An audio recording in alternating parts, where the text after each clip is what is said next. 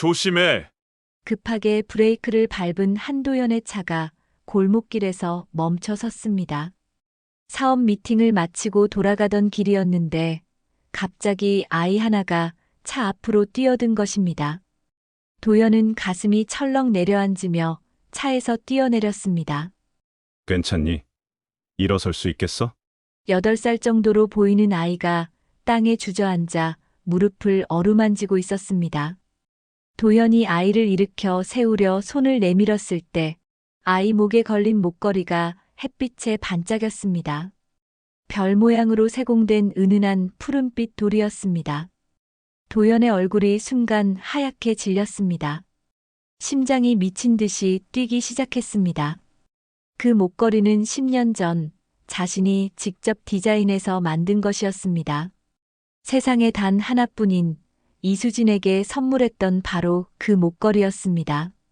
놀라진 않았니? 도연의 목소리가 떨렸습니다. 아이는 고개를 들어 도연을 바라봤습니다. 그 순간 도연은 또 한 번 충격을 받았습니다. 아이의 눈매가 자신과 닮아 있었습니다. 짙은 눈썹과 또렷한 이목구비까지도요. 괜찮아요. 저 괜찮아요. 아이가 털털하게 일어서며 무릎에 먼지를 털었습니다. 그런데 도연은 그 목걸이에서 눈을 뗄 수가 없었습니다. 분명히 자신이 만든 것이었습니다. 그 특별한 푸른빛 돌을 구하기 위해 몇 달을 돌아다녔던 기억이 생생했습니다. 너 혹시 그 예쁜 목걸이 어디서 났니? 도연이 조심스럽게 물었습니다. 아이가 목걸이를 만지작거리며 대답했습니다. 엄마가 주셨어요. 이거 하나만은 절대 잃어버리면 안 된다고 했어요. 그 순간 도연의 머릿속이 하얗게 변했습니다. 수진이 그 목걸이를 간직하고 있었다는 뜻이었습니다. 그리고 이 아이에게 물려준 것이고요. 엄마 이름이 뭐니? 왜요? 아저씨가 왜 우리 엄마 이름을 알고 싶어 해요? 아이가 갑자기 경계하는 눈빛을 보였습니다. 그러더니 불안한 표정을 지으며 뒤로 물러섰습니다. 아저씨, 엄마한테 말하면 안 돼요. 엄마가 또 울어요. 엄마는 사람들이 우리를 찾으면 무서워해요. 그 말에 도연의 가슴이 철렁했습니다. 왜 수진이 사람들을 무서워할까요? 그리고 왜 울까요? 아이는 그 말을 남기고 골목 안쪽으로 뛰어갔습니다. 도연은 당황해서 아이를 쫓아가려 했지만 이미 구석진 골목 사이로 모습을 감춘 뒤였습니다. 도연은 그 자리에 멍하니 서 있었습니다. 손이 떨렸습니다. 10년 전 갑작스럽게 말도 없이 사라진 수진의 얼굴이 떠올랐습니다. 그날 밤 그녀의 원룸에 갔을 때 이미 짐은 모두 사라져 있었습니다. 집주인도 이사 간 지 며칠 됐다고 했죠. 아무런 설명도 인사도 없이 완전히 증발해버린 것입니다. 연락처도 바뀌었고 직장도 그만뒀습니다.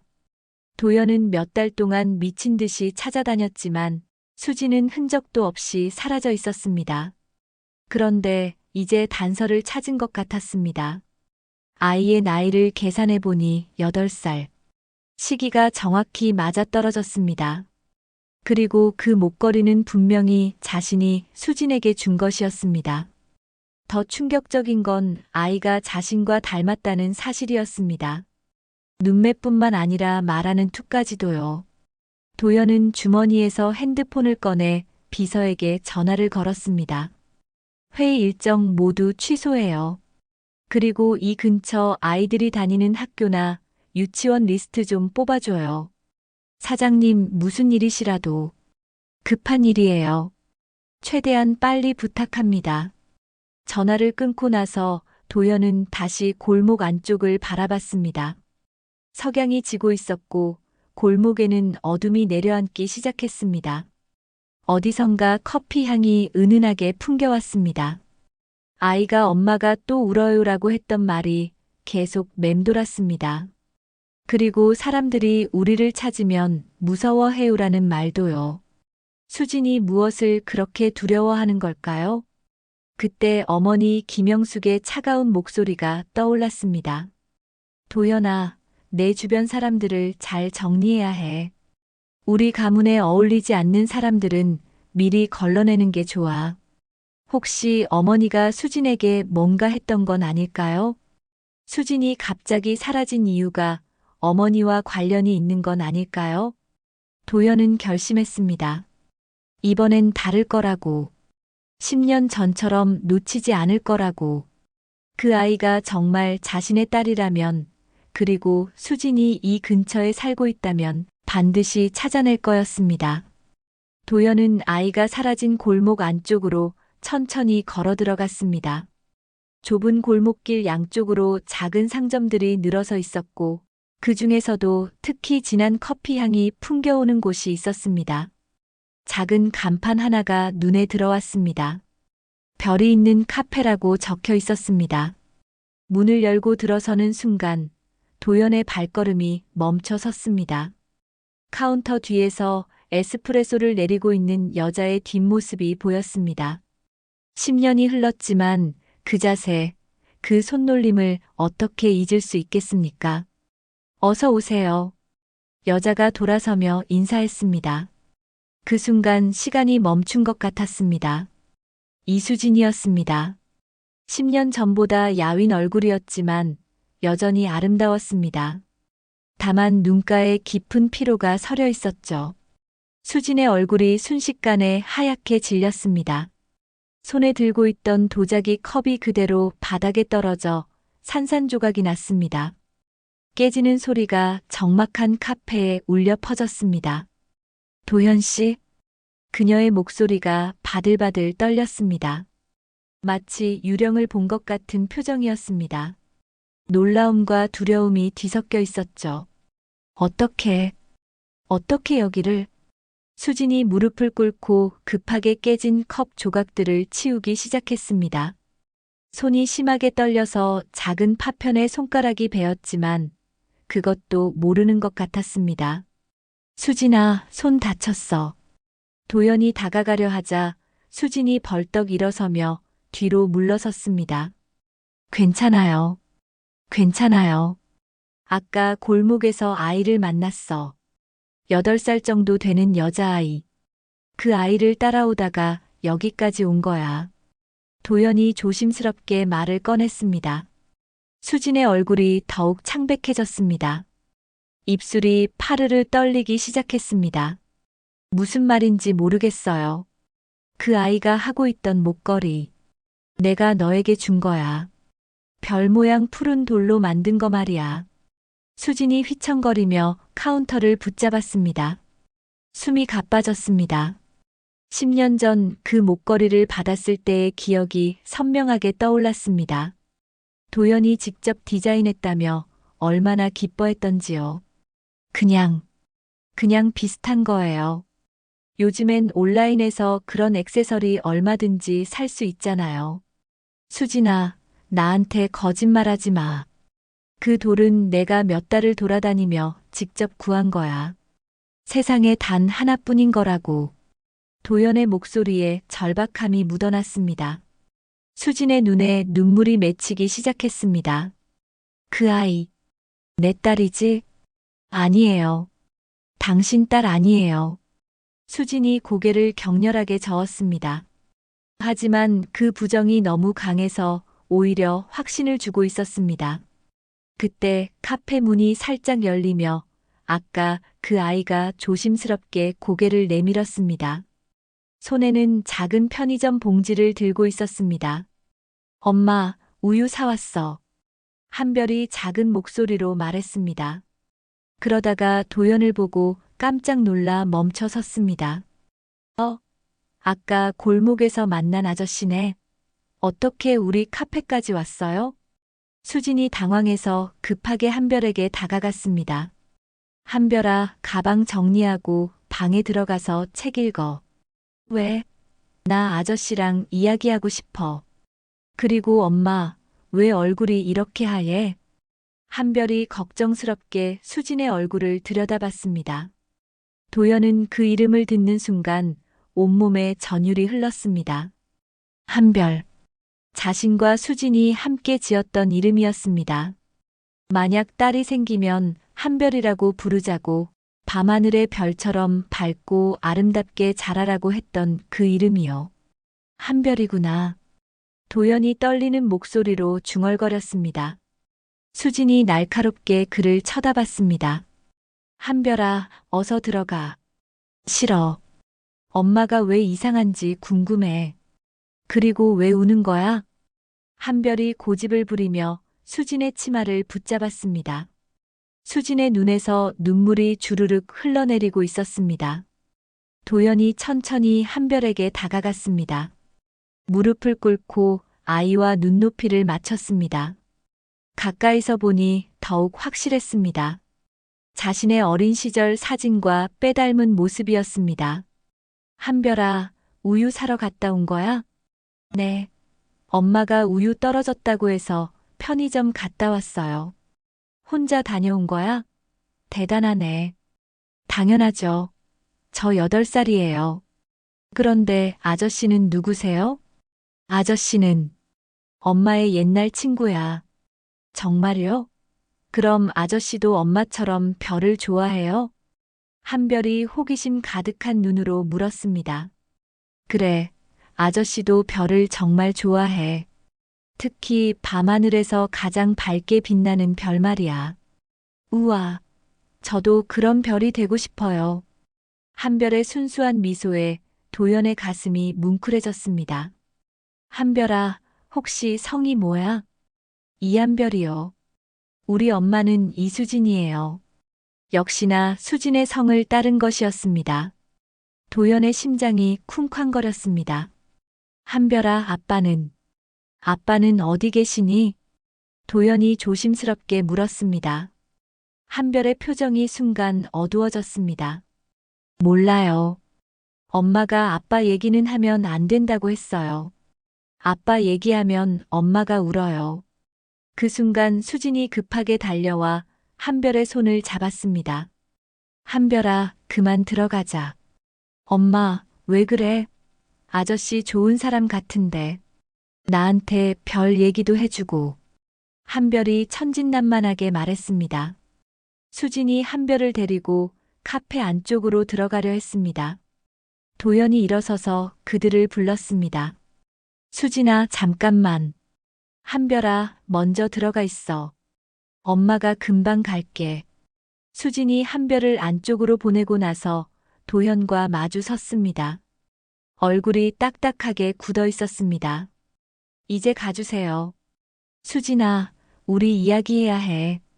한별이는 내 딸이야. 아니에요. 당신 딸 아니라고 했잖아요. 그럼 아버지가 누구야? 한별이 아버지가 누군지 말해봐. 수진이 입술을 깨물며 대답하지 않았습니다. 10년 전에 왜 갑자기 사라졌어? 임신한 걸 알고도 나한테 말 안 하고 혼자 떠난 거야? 임신 같은 거 안 했어요. 그냥 당신과 헤어지고 싶었을 뿐이에요. 수진의 목소리가 점점 작아졌습니다. 하지만 그 말에는 확신이 없었습니다. 거짓말하지 마. 한별이를 보면 다 알 수 있어. 내 딸이라는 걸. 도연이 한 걸음 더 다가섰습니다. 수진이 뒤로 물러서며 감정이 폭발했습니다. 가요. 제발 가요. 우리 건드리지 말고 그냥 살던 대로 사세요. 수진아, 왜 이래? 뭐가 그렇게 무서워? 그때 한별이 안쪽에서 뛰어나왔습니다. 엄마, 왜 소리 질러? 무서워. 한별이 울먹이며 수진의 다리를 붙잡고 올려다봤습니다. 수진이 한별을 꽉 안아 올렸습니다. 괜찮아, 한별아. 엄마가 그냥 조금 놀랐을 뿐이야. 도연은 그 모습을 보며 가슴이 아팠습니다. 10년 동안 수진이 혼자 이 아이를 키우며 얼마나 힘들었을까요? 수진아, 미안해. 나도 정말 몰랐어. 만약 알았다면 절대 그냥 두지 않았을 거야. 알았다면 뭐가 달라졌을까요? 어머님께서 허락하셨을까요? 수진의 말에 도연이 충격을 받았습니다. 어머니가 너한테 뭐라고 했어? 모르는 척하지 마세요. 당신도 다 알고 있었잖아요. 수진이 쓴웃음을 지으며 말했습니다. 뭘 알고 있다는 거야? 나는 정말 아무것도 몰라. 그래요. 계속 그렇게 모르는 척 하세요. 그게 편하시겠죠. 수진이 고개를 돌리며 더 이상 말하지 않았습니다. 그 차가운 표정에서 도연은 10년 전 무언가 큰 일이 있었다는 걸 느꼈습니다. 수진아, 제발. 무슨 일이 있었는지 말해줘. 하지만 수진은 입을 꽉 다문 채 침묵했습니다. 그 침묵이 도연에게는 더 큰 고통이었습니다. 오늘의 이야기를 시작합니다. 구독과 좋아요는 무료입니다. 꾹 눌러주시는 그 한 번의 손길이 제게는 큰 힘이 되고 여러분과 오래도록 이야기를 이어갈 수 있습니다. 도연이 카페를 떠난 후 수진은 한 별을 재우고 나서 혼자 앉아 있었습니다. 떨리는 손으로 차를 마시려 했지만 컵을 제대로 잡을 수도 없었습니다. 10년 전 그 악몽 같은 기억이 생생하게 떠올랐습니다. 임신 6주차였던 그때 수진은 도연에게 말할 용기를 내지 못하고 있었습니다. 어떻게 말해야 할지, 그가 어떤 반응을 보일지 두려웠거든요. 그런데 그날 오후 갑작스럽게 찾아온 손님이 있었습니다. 이수진 씨죠? 고급 정장을 입은 50대 중반의 여성이 수진의 직장으로 찾아왔습니다. 김영숙이었습니다. 차가운 미소를 지으며 수진 앞에 앉았죠. 누구세요? 한도연의 어머니입니다. 그 말에 수진의 가슴이 철렁 내려앉았습니다. 도연 씨 어머니시라고요? 네. 우리 아들과 사귀고 있죠? 이야기할 게 있어서 왔어요. 김영숙의 목소리는 정중했지만 눈빛은 차갑기 그지없었습니다. 커피라도 한잔하면서 이야기해요. 수진은 어쩔 수 없이 김영숙과 함께 카페로 갔습니다. 김영숙은 천천히 커피를 마시더니 입을 열었습니다. 처음엔 우리 집안을 모르고 우리 도연이와 사귀기 시작했겠지만 이제는 다 알잖아요. 우리 도연이와 언제까지 만날 생각인가요? 그게 무슨 말씀이신지. 우리 집안을 알고 나서 헤어지려 했는데 도연이가 괜찮다고 하니까 다시 달라붙었죠. 그때 주제 파악하고 끝냈으면 참 좋았을 텐데. 왜 욕심을 부려서는. 수진의 얼굴이 빨갛게 달아올랐습니다. 도연이 재벌이라는 걸 알고 부담스러워서 헤어지려 했을 때 도연이 그런 건 문제없다며 자신을 붙잡았던 기억이 떠올랐습니다. 아, 제가 너무 돌려서 말했나요? 그럼 직접적으로 이야기하죠. 김영숙이 가방에서 봉투 하나를 꺼내 수진 앞에 놓았습니다. 5억입니다. 우리 도연이 곁을 떠나주세요. 수진이 깜짝 놀라 일어섰습니다. 뭐 하시는 거예요? 앉아요. 아직 이야기가 끝나지 않았어요. 김영숙의 목소리에 서늘한 기운이 감돌았습니다. 수진은 어쩔 수 없이 다시 앉았습니다. 수진 씨 가정 환경을 좀 알아봤어요. 어머니는 작은 식당을 운영하시고 남동생은 우리 계열사 자회사에 다니고 있더군요. 수진의 얼굴이 하얗게 변했습니다. 저희 가족이 무슨 상관이에요? 상관 있어요. 아주 많이요. 김영숙이 핸드폰을 꺼내 전화를 걸었습니다. 수진이 보고 있는 앞에서요. 여보세요? 네, 김영숙입니다. 혹시 그쪽 직원 중에 이수민이라는 사람 있나요? 네, 맞아요. 그 직원 당장 정리해 주세요. 네, 지금 당장요. 안 돼요. 수진이 소리쳤습니다. 하지만 김영숙은 이미 전화를 끊은 후였습니다. 벌써 끝났네요. 참 빠르죠? 김영숙이 차가운 미소를 지었습니다. 왜 이러세요? 수민이가 뭘 잘못했다고. 잘못한 건 없어요. 다만 누나가 우리 도연이와 사귀고 있다는 게 문제였을 뿐이죠. 미쳤어요. 이게 말이 돼요? 수진의 목소리가 떨렸습니다. 김영숙은 태연하게 커피를 마시며 말했습니다. 이건 시작에 불과해요. 수진 씨가 계속 고집을 부린다면 어머니 식당도 수진 씨 직장도 모두 사라질 수 있어요. 협박이에요? 협박이 아니라 현실이에요. 우리 가문에 어울리지 않는 사람은 미리 정리하는 게 좋거든요. 김영숙이 일어서며 말했습니다. 일주일 드릴게요. 그때까지 결정하세요. 돈을 가지고 조용히 사라지실 건지 아니면 가족들이 모두 망하는 걸 지켜볼 건지. 그녀가 봉투를 테이블 위에 그대로 두고 갔습니다. 수지는 그 자리에서 무너졌습니다. 임신 사실을 말할 엄두도 낼 수 없었습니다. 그날 저녁 수민이 집에 와서 울었습니다. 누나, 나 갑자기 잘렸어. 이유도 모르겠어. 뭔가 위에서 급작스럽게 지시가 내려온 것 같은데. 그 모습을 보며 수지는 더 이상 버틸 수 없었습니다. 떨리는 손으로 김영숙에게 전화를 걸었습니다. 여보세요, 김영숙 사모님이시죠? 아, 수진 씨. 벌써 결정하셨나요? 김영숙의 목소리에는 승리의 여유가 묻어났습니다. 네. 도연 씨와 헤어질게요. 완전히 사라질게요. 그러니까 제 동생 직장에 다시 다닐 수 있게 해주세요. 현명한 선택이네요. 물론이죠. 내일부터 복귀시켜 드릴게요. 그리고 그 돈 돌려드릴게요. 저는 받을 수 없어요. 김영숙이 잠시 침묵하더니 웃음소리를 냈습니다. 돈도 안 받으시겠다고요? 자존심이 대단하시네요. 좋아요. 그럼 그렇게 하세요. 대신 정말로 완전히 사라지셔야 해요. 다시는 우리 도연이 앞에 나타나지 마세요. 네. 알겠습니다. 이틀 후 수지는 그 봉투를 들고 김영숙을 만나러 갔습니다. 한 번도 열어보지 않은 채로요. 호텔 라운지에서 김영숙은 여전히 차가운 미소를 짓고 있었습니다. 정말 안 받으시는군요. 김영숙이 봉투를 받아들이며 말했습니다. 돈보다 자존심이 소중하신가 봐요. 하지만 현실은 다르답니다. 수진 씨. 앞으로 평생 그 자존심으로 살아가세요. 수민이 일자리는 약속대로 내일부터 복귀시켜 드릴게요. 대신 수진 씨, 절대 잊지 마세요. 만약 다시 우리 도연이 앞에 나타난다면 그때는 정말로 돌이킬 수 없는 일이 벌어질 거예요.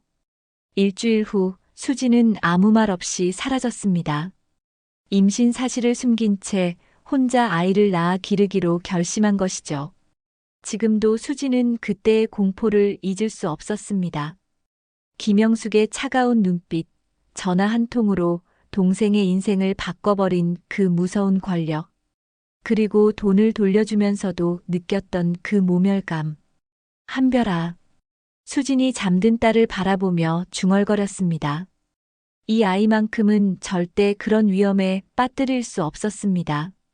설사 도연이 진심이라 해도 김영숙이 살아있는 한이들 모녀에게 평화는 없을 거였습니다. 하지만 도망칠 수도 없었습니다. 한별이는 이 동네 학교에 다니고 있었고 친구들도 있었습니다. 10년 전처럼 혼자였다면 몰라도 이제는 아이의 생활까지 생각해야 했습니다. 수지는 깊은 한숨을 쉬었습니다. 도연이 다시 나타나지 않기를, 그냥 포기하고 돌아가기를 간절히 바랄 수밖에 없었습니다. 밖에서 빗소리가 들려왔습니다. 마치 10년 전 그날 밤처럼 말이죠. 하지만 이번에는 도망칠 수도 숨을 곳도 없었습니다. 다음 날부터 도연은 매일 카페에 나타났습니다. 처음에는 멀찍이 앉아 커피만 마셨지만 점점 한별과 가까워지기 시작했습니다. 아저씨, 또 왔어요? 한별이 학교에서 돌아와 도연을 보고 밝게 웃었습니다. 수지는 그 모습을 보며 가슴이 철렁했지만 아이 앞에서 내색할 수는 없었습니다. 한별아, 오늘 학교 어땠어? 도연이 무릎을 꿇고 한별과 눈높이를 맞췄습니다. 좋았어요. 그런데 아저씨는 왜 매일 와요? 한별이가 보고 싶어서. 그리고 여기 커피도 맛있고. 도연이 수진을 바라보며 의미심장하게 말했습니다. 수진은 고개를 돌렸습니다. 며칠이 지나자 한별은 완전히 도연에게 마음을 열었습니다. 도연이 가져다주는 동화책을 읽어주고 숙제도 봐주고 별자리에 대한 이야기도 해주었거든요. 한별은 본능적으로 도연을 따르기 시작했습니다. 아저씨, 진짜 아빠 같아요. 한별이 천진난만하게 말했을 때 수진의 손이 떨렸습니다. 컵을 잡고 있던 손에서 힘이 빠져 커피가 흘렀습니다. 엄마, 괜찮아? 응, 괜찮아. 하지만 수진은 전혀 괜찮지 않았습니다. 도현과 한별이 가까워질수록 불안감은 커져만 갔습니다. 10년 전의 악몽이 다시 시작될 것만 같았어요. 아저씨, 내일도 와요? 한별이 도연에게 매달렸습니다. 도연의 가슴이 뭉클해졌습니다. 그럼 내일도 올게. 진짜요? 약속? 약속해. 도연이 한별과 새끼손가락을 걸며 약속했습니다. 수지는 그 모습을 보며 점점 불안에 휩싸였습니다. 일주일 후 한별이 잠든 저녁 시간에 도연이 조심스럽게 말을 꺼냈습니다. 수진아, 한별이는 정말 내 딸이 맞지? 아니라고 했잖아요. 그럼 아버지가 누구야? 수진이 대답하지 않았습니다. 도연이 한 걸음 다가왔습니다. 수진아, 왜 10년 전에 갑자기 사라진 거야? 진짜 이유를 말해줘. 그냥 우리 사이가 안 된다고 생각했어요. 거짓말이야. 뭔가 다른 이유가 있었을 거야. 도연의 눈빛이 진지했습니다. 수진이 입술을 떨었습니다. 혹시 어머니가 뭔가 했어? 그 말에 수진의 얼굴이 하얗게 변했습니다. 당신 어머니가 알게 되면 또 우리를 짓밟을 거야. 수진이 참고 있던 눈물을 터뜨렸습니다. 10년 전에도 그랬잖아요. 이번에도 마찬가지일 거예요. 당신네 가족은 우리 같은 사람들을 그냥 두지 않아요. 도연은 그제야 확신했습니다. 10년 전 어머니가 개입했다는 것을요. 수진아, 한별이까지 위험에 빠뜨릴 수는 없어요. 제발 그만 와요. 수진이 울면서 말했습니다. 이번엔 달라. 내가 지킬게. 지킨다고요? 10년 전에는 왜 지키지 못했어요? 그때는 몰랐어. 하지만 이제는 다를 거야. 뭐가 다른데요? 당신은 여전히 재벌 2세고 약혼자도 있잖아요. 뉴스에서 봤어요. 결혼 2개월 앞두고 주가까지 올랐다면서요? 도연의 표정이 어두워졌습니다. 그것도 정리할 거야. 쉽게 말하시네요. 재벌과 약혼이 그렇게 쉽게 정리되나요? 그때 한별이 잠에서 깨어나왔습니다. 엄마, 물. 그래, 줄게. 수진이 한별에게 물을 주면서 도연을 바라봤습니다. 이제 가세요.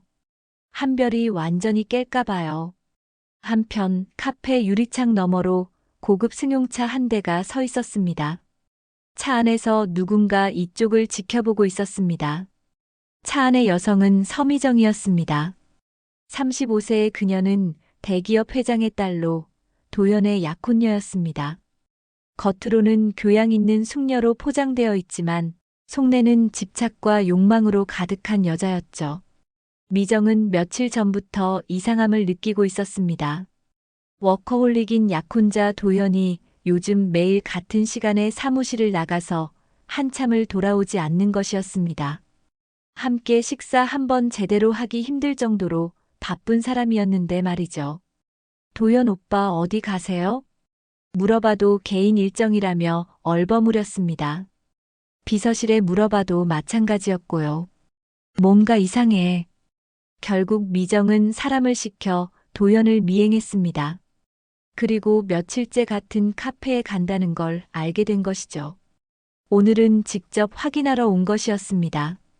차창 너머로 보이는 광경에 미정의 얼굴이 일그러졌습니다. 도연이 어떤 여자와 진지하게 이야기하고 있었고 그 옆에는 8살 정도로 보이는 아이가 있었습니다. 10년 전 그 여자구나. 미정이 차갑게 중얼거렸습니다. 도현과 결혼을 앞두고 그의 과거를 조사하면서 알게 된 여자였습니다. 그런데 저 아이는 누구일까요? 나이를 보니 설마 도현 오빠 아이인가? 미정의 손이 주먹을 쥐었습니다. 결혼을 2개월 앞두고 이런 일이 벌어지다니. 매일 바쁘다며 자신을 소홀히 했던 이유가 이거였던 거군요. 미정은 핸드폰을 꺼내 어떤 번호로 전화를 걸었습니다. 탐정사무소죠? 급한 조사 의뢰가 있어요. 이수진이라는 여자와 그 아이에 대해서요. 네, 모든 걸 파헤쳐 주세요. 전화를 끊고 나서 미정은 다시 카페를 바라봤습니다. 도연이 일어서며 수진과 마지막 대화를 나누고 있었습니다. 이수진, 그리고 그 아이까지. 절대 그냥 두지 않겠어. 차를 돌려 그 자리를 떠나면서 미정은 차가운 미소를 지었습니다. 한편 카페 안에서는 도연이 일어서며 마지막으로 말했습니다. 수진아, 이번엔 정말 다를 거야. 내가 모든 걸 해결할게. 해결이라고요? 10년 전에도 그런 말 하셨죠. 이번엔 진짜야. 어머니든 누구든 한별이한테 해를 끼치지 못하게 할 거야. 도연이 문을 열고 나가면서 길 건너편을 힐끗 봤습니다. 누군가 지켜보고 있는 것 같은 느낌이 들었지만 이미 아무도 없었습니다. 수지는 한별을 다시 재우고 나서 창밖을 바라봤습니다. 10년 전의 공포가 다시 찾아오고 있었습니다. 이번엔 한별까지 지켜야 했는데 과연 할 수 있을까요? 멀리서 고급 승용차 한 대가 천천히 사라져가고 있었습니다. 하지만 수지는 그것을 보지 못했습니다. 만약 봤다면 벌써 누군가 자신들을 감시하고 있다는 걸 알았을 텐데요. 다음 날부터 수진과 한별 주변에는 보이지 않는 감시의 눈길들이 따라다니기 시작했습니다. 서미정이 고용한 탐정들이 그들의 일거수일투족을 기록하고 있었던 것입니다. 일주일 후 서미정이 고용한 탐정으로부터 충격적인 보고서가 도착했습니다. 확실합니다. 이한별 8세. 생년월일을 보면 한도연 씨와 이수진 씨가 헤어진 시기와 정확히 일치합니다. 미정이 보고서를 던져버렸습니다. 인연이 진짜로. 분노에 떨던 미정은 곧바로 카페로 향했습니다. 이번에는 직접 처리하기로 한 것입니다. 한별이 학교에 간 사이를 노려 미정이 카페에 나타났습니다. 고급 정장을 입고 명품 핸드백을 든 그녀는 카페 분위기와는 전혀 어울리지 않았습니다. 어서 오세요. 수진이 인사했습니다. 미정은 대답 없이 테이블에 앉더니 수진을 위아래로 훑어봤습니다. 이수진 씨죠? 네, 그런데 누구세요? 서미정이에요. 한도연의 약혼자. 그 말에 수진의 손이 잠깐 멈췄습니다. 컵을 닦던 손을 내려놓고 미정을 쳐다봤습니다. 아, 그러시군요. 그런데 여기는 왜 오신 거죠? 당신 때문이죠. 미정이 가방에서 사진들을 꺼내 테이블 위에 던졌습니다. 도연과 한별이 함께 있는 모습들이었습니다. 수진이 사진들을 하나씩 확인했습니다. 도연이 한별과 책을 읽어주는 모습, 수진과 함께 걷는 모습, 카페에서 이야기하는 모습들이었습니다. 수진의 표정이 어이없다는 듯 변했습니다. 제 뒷조사를 했어요? 뒷조사가 아니라 확인한 거예요. 서미정 씨. 수진이 사진들을 미정 앞으로 밀어내며 차분하게 말했습니다. 잘 들어요. 저한테 와서 따지지 마시고 한도연 씨한테 가세요. 제가 오지 말라고 해도 계속 오시는 분한테 말이에요. 미정이 당황했습니다. 이런 반응은 예상하지 못했거든요. 뭐라고요? 정작 한도연 씨한테는 말 한마디 못하면서 만만하게 보이는 나한테 와서 이러는 거예요? 수진이 일어서서 문 쪽을 가리켰습니다. 당장 나가세요. 이러시면 영업방해로 신고할 거예요. 이 여자가. 미정이 벌떡 일어섰지만 수진은 전혀 위축되지 않았습니다. 나는 가만히 있는데 도연 씨가 계속 와요. 그럼 약혼자인 당신이 단속해야 하는 거 아닌가요? 당신이 꼬리친 거잖아요. 언제요? 어떻게요? 제가 언제 도연 씨한테 전화했나요? 언제 찾아갔나요? 증거 있으면 내놓으세요. 미정이 말문이 막혔습니다. 나가세요. 안 나가시면 정말 신고할 거예요. 수진이 핸드폰을 꺼내 들었습니다. 후회하게 만들어줄 거예요. 네, 그러세요. 그런데 다음에는 저한테 오지 말고 도연 씨한테 가세요. 미정이 사진들을 주워 담으며 화를 냈습니다. 가만두지 않을 거예요. 문 조심히 닫고 나가세요. 미정이 화를 내며 카페를 박차고 나갔습니다. 1시간 후 미정은 도연의 사무실로 쳐들어갔습니다. 회의 중단하세요. 긴급한 일이에요. 도연이 인상을 쓰며 일어섰습니다. 지금 뭐 하는 짓거리야? 회의 중인데 이게 뭐야? 이것보다 중요한 게 있나요? 미정이 사진들을 도연 앞에 던졌습니다. 서미정. 도연이 차갑게 말했습니다. 지금 나이가 몇 살인데 이런 식으로 행동해. 오빠가 먼저 약속을 어겼잖아요. 다들 나가보세요. 도연이 임원들을 내보낸 후 미정을 노려봤습니다. 그 아이, 오빠 딸 맞죠? 도연이 대답하지 않자 미정이 더욱 화를 냈습니다. 나이가 8살이에요. 시기가 딱 맞아떨어진다고요. 서미정. 도연이 차가운 목소리로 말했습니다. 경거망동하지 마. 뭐라고요? 내가 참는 건 오늘까지야. 그 여자나 아이한테 함부로 접근하지 마. 경고야. 미정이 당황했습니다. 말 나온 김에 하나 더 얘기하지. 도연이 미정을 똑바로 쳐다봤습니다. 우리 결혼 없던 일로 하자. 미쳤어요? 미정이 소리쳤습니다. 우리 결혼에 얼마나 많은 돈이 달려있는데 주가는 어떻게 하고요? 도연이 코웃음을 쳤습니다. 그래서 내가 그런 거 하나 감당 못할 것 같아 보여. 그 시각 수지는 카페에서 혼자 앉아 생각에 잠겨 있었습니다. 서미정이 온 충격이 아직도 가시지 않았어요. 비록 당당하게 맞섰지만 마음속으로는 불안감이 커져만 갔습니다. 약혼녀가 알게 됐으니 수진이 중얼거렸습니다. 김영숙이 알게 되는 건 이제 시간 문제였습니다. 10년 전 그 무서운 여자가 다시 나타날 거였어요. 한별이를. 수진의 가슴이 철렁했습니다. 혹시 김영숙이 한별이에게 해코지를 할까요? 아니면 아예 한별이를 데려가 버릴까요? 재벌가의 권력이라면 충분히 가능한 일이었습니다. 안 돼. 수진이 벌떡 일어났습니다. 한별이를 지켜야 했습니다. 이곳에 있으면 위험했어요. 수진은 급하게 짐을 챙기기 시작했습니다. 한별이 옷까지, 책, 소중한 물건들을 가방에 넣었어요. 손이 떨렸지만 멈출 수 없었습니다. 멀리 가야 해. 김영숙이 찾을 수 없는 곳으로.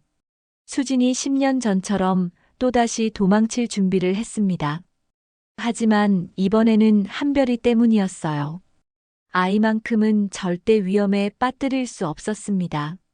한별이가 학교에서 돌아올 시간이 얼마 남지 않았습니다. 아이가 오면 바로 떠날 생각이었어요. 짐을 다 쌌을 때 카페 문이 열렸습니다. 수진이 깜짝 놀라 돌아보니 도연이 서 있었습니다. 수진아, 뭐 하는 거야? 도연이 가방들을 보며 물었습니다. 도연 씨, 설마 또 떠나려는 거야? 도연의 목소리에 절망이 묻어났습니다. 10년 전의 악몽이 되풀이되는 것 같았어요. 도연이 수진의 팔을 잡았습니다. 이번엔 달라. 내가 지킬게. 이 손 놓으세요. 수진이 도연을 밀치며 소리쳤습니다. 놓으라고요. 수진아. 제발. 제발. 수진의 눈에서 눈물이 쏟아졌습니다. 잘 살고 있는 우리 모녀 그냥 놔두세요. 수진아, 진정해. 진정하라고요? 당신 어머니가 알면 어떻게 될지 아세요? 수진이 울면서 소리쳤습니다. 10년 전에 어머니가 오셨어요. 저한테 돈을 주면서 떠나라고 하셨어요. 도연의 얼굴이 하얗게 변했습니다. 그리고 제 동생을 회사에서 잘라버리셨어요. 전화 한 통으로요. 어머니가 그랬어? 이런 일이 또 반복될 거예요. 그때는 제가 혼자 숨고 당신을 안 만나면 되는 거였지만 지금은 달라요. 저는 한별이를 지켜야 해요. 도연이 충격에 빠져 있을 때 한별이가 학교에서 돌아왔습니다. 엄마, 아저씨도 왔네. 한별이 밝게 뛰어들어오다가 짐가방들을 보고 멈춰 섰습니다. 엄마, 우리 어디 가는 거야? 수진과 도연이 한별을 바라보며 서 있었습니다. 갈림길에 선 세 사람의 운명이 걸린 순간이었습니다. 한별이 걱정스럽게 수진을 올려다봤습니다. 수진은 눈물을 닦으며 한별을 끌어안았습니다. 10년 전의 악몽이 되풀이되는 것 같아서 온몸이 떨렸어요. 수진아. 도연이 수진의 어깨를 잡으며 간절하게 말했습니다. 너를 잃어버린 그 10년이 얼마나 지옥 같았는지 알아? 수진이 놀란 눈으로 도연을 바라봤습니다. 매일 너를 찾아 헤맸어. 너 없는 하루하루가 죽는 것보다 힘들었어. 도연의 목소리가 떨렸습니다. 10년 동안 억눌러왔던 감정이 폭발하고 있었어요. 밤마다 너를 꿈꿨어. 왜 갑자기 사라졌는지, 내가 뭘 잘못했는지 수천 번도 생각했어. 수진의 눈에서 또다시 눈물이 흘러내렸습니다. 지금 또 너를 잃는다면 난 정말 끝이야. 더 이상 살 이유가 없어. 도연 씨. 그리고 한별이. 도연이 한별을 바라보며 목소리를 가다듬었습니다. 이 소중한 아이를 처음 봤을 때 얼마나 기뻤는지 몰라. 동시에 얼마나 미안했는지도. 한별이 도연을 올려다보며 물었습니다. 아저씨, 우리 때문에 슬퍼요? 아니야, 한별아. 도연이 무릎을 꿇고 한별과 눈높이를 맞췄습니다. 아저씨는 한별이랑 한별이 엄마를 만나서 세상에서 제일 행복해. 그런데 나쁜 사람들이 괴롭히려고 해서 화가 나는 거야. 그럼 아저씨가 우리를 지켜줘요? 그럼. 아저씨가 한별이와 엄마를 꼭 지켜줄게. 수진이 그 모습을 보며 가슴이 뭉클해졌습니다. 이번엔 절대 놓치지 않을 거야. 도연이 일어서서 수진을 바라봤습니다. 어떤 일이 있어도. 하지만 어떡해요? 10년 전보다 상황이 더 복잡해졌잖아요. 우리 집으로 와. 내 저택으로. 도연이 단호하게 말했습니다. 거기는 어머니도 함부로 들어올 수 없는 곳이야. 보안이 철저해서 내 허락 없이는 아무도 출입할 수 없어. 수진이 의외라는 표정을 지었습니다. 당신 집이요? 몇 년 전에 완전히 독립한 곳이야. 어머니 손이 닿지 않는 유일한 공간이지. 한별이 눈을 반짝이며 물었습니다. 아저씨 집이 그렇게 큰 거야? 응, 한별아. 정원도 있고 수영장도 있어. 그리고 한별이 방도 이미 준비해뒀어. 정말요? 그동안 너희들을 위해 준비하고 있었거든. 수진이 놀란 표정으로 도연을 바라봤습니다. 언제부터요? 너희를 다시 만난 그날부터. 언젠가는 함께 살 수 있을 거라고 믿었어. 도연의 진심 어린 고백에 수진의 가슴이 뭉클해졌습니다. 한별이가 좋아할 별들로 가득한 방이야. 우와, 제 방에 별이 있어요? 그럼. 한별이만의 특별한 방이야. 수진은 여전히 망설이고 있었습니다. 10년 전의 상처가 너무 깊었거든요. 하지만 저희만의 문제가 아니에요. 우리 엄마와 동생도. 걱정하지 마. 도연이 단호하게 말했습니다. 어머니 식당과 수민이도 내가 지킬게. 10년 전처럼 함부로 건드리지 못하게 할 거야. 수진이 놀란 표정을 지었습니다. 정말요? 응. 이미 어머니 식당 주변에 보안 요원들을 배치했어. 그리고 수민이 회사에도 말을 해뒀고. 언제요? 너희를 만난 그날부터 준비하고 있었어. 이번엔 너희 가족 모두를 지킬 거야. 수진의 눈에서 눈물이 흘렀습니다. 도연이 수진의 두 손을 잡았습니다. 수진아, 10년 전에는 내가 어렸어.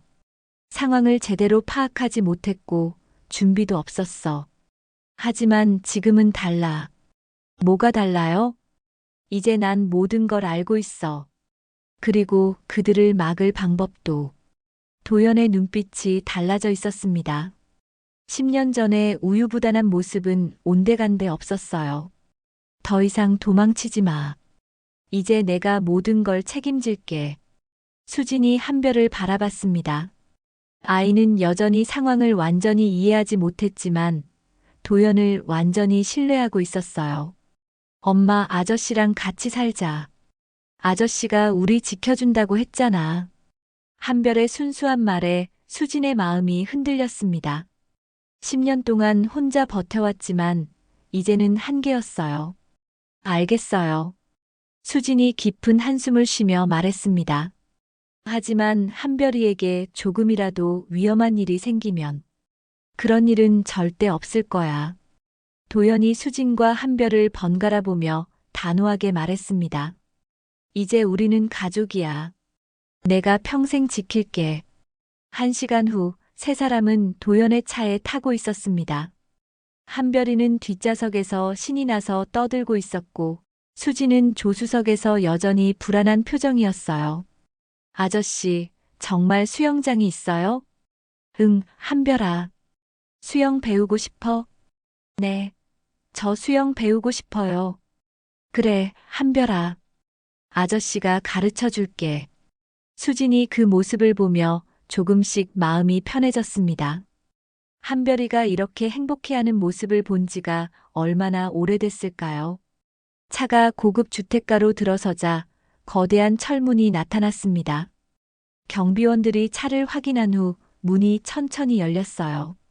우와! 한별이 창문에 얼굴을 붙이고 밖을 내다봤습니다. 진짜 큰 집이다.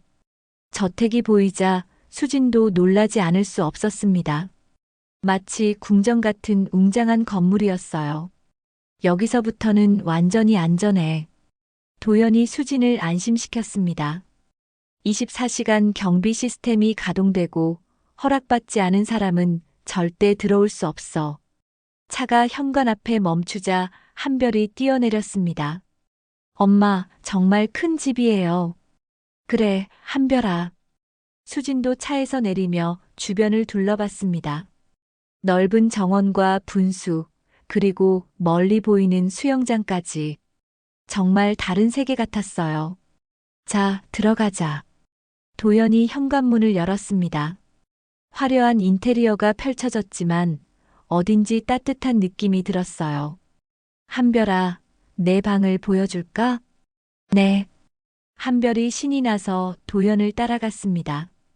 2층으로 올라가니 아름다운 방이 하나 있었어요. 천장에는 별자리가 그려져 있고 벽에는 우주 사진들이 걸려 있었습니다. 우와, 진짜 별이 있어요. 한별이 감탄사를 연발했습니다. 이제 여기가 한별이 방이야. 도연이 한별의 머리를 쓰다듬었습니다. 그 순간 수지는 이상한 감정을 느꼈어요. 마치 정말 가족이 된 것 같은 따뜻함이었습니다. 그날 밤 한별이는 자신만의 방에서 행복하게 잠들었고 수지는 오랜만에 편안한 마음으로 잠자리에 들 수 있었습니다. 10년 만에 처음으로 누군가가 자신들을 지켜주고 있다는 안정감을 느꼈거든요. 하지만 그들이 모르는 사이 김영숙과 서미정은 더 큰 음모를 꾸미고 있었습니다. 이들의 반격이 곧 시작될 예정이었어요. 그날 밤 김영숙의 저택에서는 긴급 회의가 열리고 있었습니다. 어머님, 도연이 그들을 자기 집으로 데려갔어요. 서미정이 분노에 찬 목소리로 보고했습니다. 그 저택은 저희도 함부로 접근할 수 없는 곳이잖아요. 김영숙이 찻잔을 내려놓으며 차가운 미소를 지었습니다. 그래서 더 재미있는 거 아닌가요? 언론을 이용하죠. 언론이요? 재벌 2세에 숨겨진 사생아 스캔들. 얼마나 자극적인가요? 김영숙이 핸드폰을 꺼내 각 언론사에 전화를 걸기 시작했습니다. 여보세요, 조 사장님? 네, 김영숙입니다. 내일 아침 특종감이 하나 있어서요. 한편 도연의 저택에서는 모녀가 편안한 잠자리에 들고 있었습니다. 한별이는 자신만의 별이 가득한 방에서 행복하게 잠들었고 수진도 오랜만에 평화로운 밤을 보내고 있었어요. 새벽 3시 도연의 핸드폰이 울렸습니다. 사장님, 긴급 상황입니다. 무슨 일인가요? 김영숙 여사가 어젯밤 각 언론사 사장들과 통화했습니다. 오늘 아침 특종을 준비하고 있다고 합니다. 도연이 벌떡 일어났습니다. 내용이 뭔가요? 사장님과 이수진 씨, 그리고 아이에 대한 기사입니다. 알겠어요. 도연이 즉시 행동에 나섰습니다. 먼저 각 언론사에 전화를 걸기 시작했어요. 여보세요, 조 사장님? 한도연입니다. 아, 한 사장님. 무슨 일로?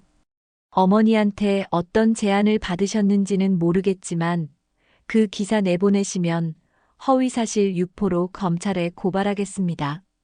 뭐라고요? 그리고 어머니와 언론사 사장들이 주고받은 모든 금전거래 내역 포함해서 말이죠. 조 사장의 목소리가 당황스러워졌습니다. 한 사장님, 그게 무슨... 얌전히 계시면 정말 재미있는 기사를 보시게 될 겁니다. 30분 후에 확인해 보세요. 도연이 전화를 끊고 다른 언론사들에게도 똑같이 연락했습니다. 총 5개 언론사였어요. 그리고 나서 비서에게 전화를 걸었습니다. 서미정 자료들 모두 준비됐습니까? 네, 사장님. 갑질 영상, 불륜 현장, 직원 성추행 증거까지 모든 게 준비되어 있습니다. 지금 당장 유포하도록 하죠. 모든 포털 사이트, 커뮤니티, 유튜브까지요. 네, 바로 시작하겠습니다.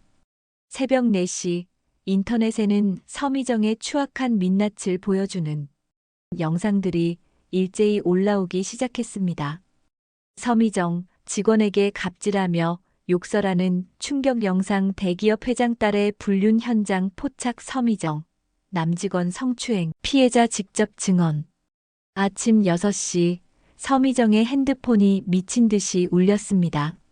미정아, 인터넷 봤어? 친구가 다급하게 전화했습니다. 뭐가? 서미정이 잠에서 깨며 대답했습니다. 내 영상이 실시간 검색어 1위야. 호텔에서 남자랑. 그리고 직원한테 욕하는 것도. 서미정이 급하게 포털 사이트를 확인했습니다.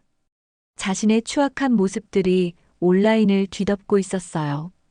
이게 뭐야? 서미정이 소리를 지르며 김영숙에게 전화를 걸었습니다. 어머님, 큰일 났어요. 무슨 일이야? 제 영상이 인터넷에 다 퍼졌어요. 어떡해요? 김영숙도 당황했습니다. 언론사에서도 연락이 오고 있었거든요. 여사님, 죄송합니다. 상황이 바뀌어서 기사는 어려울 것 같습니다. 뭐라고요? 더 큰 특종이 터져서. 서미정 양 관련 건이 난리입니다.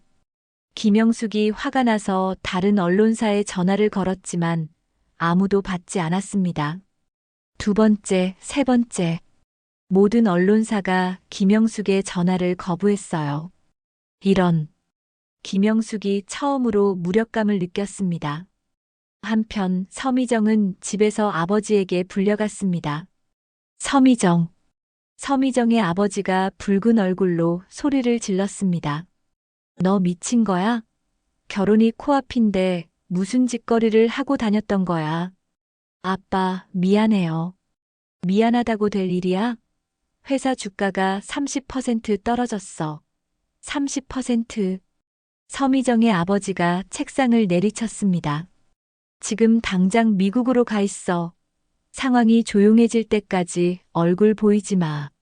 아빠, 하지만은 무슨 하지만이야. 어서 짐 싸서 나가. 그럼 제 결혼은요? 너 지금 생각이 있는 거야? 아버지가 뒷목을 잡으며 한숨을 쉬었습니다. 서미정이 울먹이며 방으로 들어가 급하게 짐을 쌌습니다. 그 시각 도연은 이미 김영숙의 사무실로 향하고 있었습니다. 오전 9시 도연이 어머니 사무실 문을 열고 들어왔습니다. 어머니. 김영숙이 차가운 눈빛으로 도연을 바라봤습니다. 내가 했구나. 네, 제가 했습니다. 도연이 의자에 앉으며 당당하게 대답했습니다. 감히 어머니를 상대한 게 아니라 막은 겁니다. 도연이 서류 뭉치를 테이블 위에 놓았습니다. 어머니의 10년간 횡령 내역입니다. 총 50억 원이 넘어요. 김영숙의 얼굴이 하얗게 변했습니다. 이게 뭐야? 뇌물수수 내역도 있고 탈세 증거도 있습니다. 언제든 검찰에 제출할 수 있어요. 너 이 자식이. 어머니. 도연이 일어서서 김영숙을 내려다봤습니다. 어머니 때문에 제가 아이의 첫 걸음마를 볼 수 없었습니다. 처음 아빠라고 부르는 소리도 들을 수 없었고요. 그 소중한 순간들은 무엇으로도 되돌릴 수 없습니다. 김영숙이 숨을 몰아쉬었습니다. 10년 전과는 다릅니다. 이제 제가 지킬 수 있어요. 도연아, 내가 지금. 그리고 손녀를 보고 싶으시면. 도연이 문을 향해 걸어가며 말했습니다. 우선 수진이한테 사과부터 하세요. 10년 전에 저지른 일에 대해서. 뭐라고? 정중히 사과하시면 고려해보겠습니다. 김영숙이 분노에 떨었습니다. 이 자식이 어머니한테. 도연이 문을 열며 마지막으로 말했습니다. 내 여자, 내 아이 건들 생각도 하지 마세요. 조용히 사세요. 오후에 서미정이 인천공항에 도착했을 때 기자들이 몰려들었습니다. 서미정 씨, 성추행 의혹에 대해 해명해 주세요. 도피성 출국 아닙니까? 서미정이 선글라스를 쓰고 급하게 출국장으로 향했습니다. 서미정, 스캔들 터지자마자 뻔뻔한 해외 도피. 대기업 회장 딸의 추악한 민낯, 결국 도망. 언론들이 서미정의 도피 장면을 생중계했습니다. 그날 오후 서미정 아버지 회사의 주가는 추가로 20% 더 폭락했습니다. 국민들의 분노는 극에 달했어요. SNS에는 불매운동 해시태그가 실시간 트렌드 1위에 올랐습니다. 그날 저녁 도연이 집으로 돌아가자 수진과 한별이가 마중을 나왔습니다. 아저씨, 어디 갔다 왔어요? 나쁜 사람들한테 경고하러 갔다 왔어. 그럼 이제 우리 안전한 거예요? 응, 한별아. 이제 아무도 우리를 괴롭히지 못해. 수진이 도연을 바라봤습니다. 정말 모든 게 끝난 건가요? 아직 마지막이 남았어. 하지만 걱정하지 마. 이제 우리가 이겼어. 도연이 수진과 한별을 끌어안았습니다. 진짜 승리가 눈앞에 보이고 있었습니다. 3개월 후 서미정의 아버지 회사는 파산 직전까지 몰렸습니다. 불매운동이 계속되면서 매출이 70% 급감했고 각종 소송까지 이어졌거든요. 사장님, 한도연 측에서 공문이 왔습니다. 비서가 떨리는 목소리로 보고했습니다. 뭐라고 했어? 혼인 계약 취소에 따른 위약금입니다. 총 200억 원입니다. 서미정 아버지의 얼굴이 하얗게 변했습니다. 200억이라고? 예. 주식 거래, 사업 제휴, 광고 계약 등 모든 것의 위약금입니다. 서미정의 아버지가 의자에서 벌떡 일어나더니 책상 위의 모든 것을 쓸어버렸습니다. 서류, 컴퓨터, 화분까지 모두 바닥에 떨어져 깨졌어요. 으악! 절규하며 머리를 움켜잡았습니다. 이미 회사가 기울어가는 상황에서 200억은 감당할 수 없는 금액이었어요. 완전한 파멸이었습니다. 한편 도연의 저택에서는 평화로운 일상이 이어지고 있었습니다. 한별이는 방학이 끝나고 새 학교에 전학을 갔는데 적응도 잘하고 친구들도 많이 사귀었어요. 아저씨, 오늘 학교에서 친구가 물어봤어요. 한별이 저녁을 먹으며 말했습니다. 뭐라고 물어봤는데? 아저씨가 정말 제 아빠냐고요. 도연과 수진이 서로를 바라봤습니다. 이미 예상했던 순간이었어요. 한별아, 엄마랑 아저씨가 너한테 할 말이 있어. 수진이 조심스럽게 말을 꺼냈습니다. 무슨 말이에요?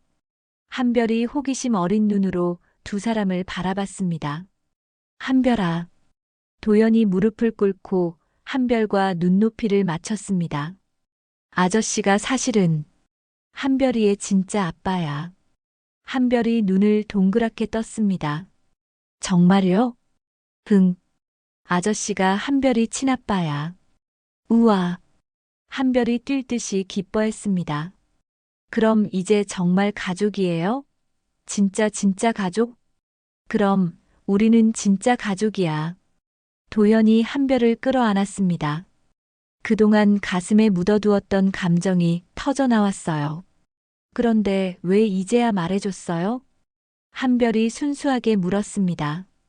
복잡한 사정이 있었어. 하지만 이제 모든 게 해결됐으니까 말해주는 거야. 앞으로 계속 같이 살 수 있어요? 당연하지. 우리는 가족이니까. 수진이 그 모습을 보며 눈물을 흘렸습니다. 10년 만에 완전한 가족이 된 것이었어요. 며칠 후 멀지 않은 공원에서 한별이가 친구들과 뛰어놀고 있었습니다. 도연과 수진은 벤치에 앉아 그 모습을 바라보고 있었어요. 한별아, 조심해. 수진이 소리쳤습니다.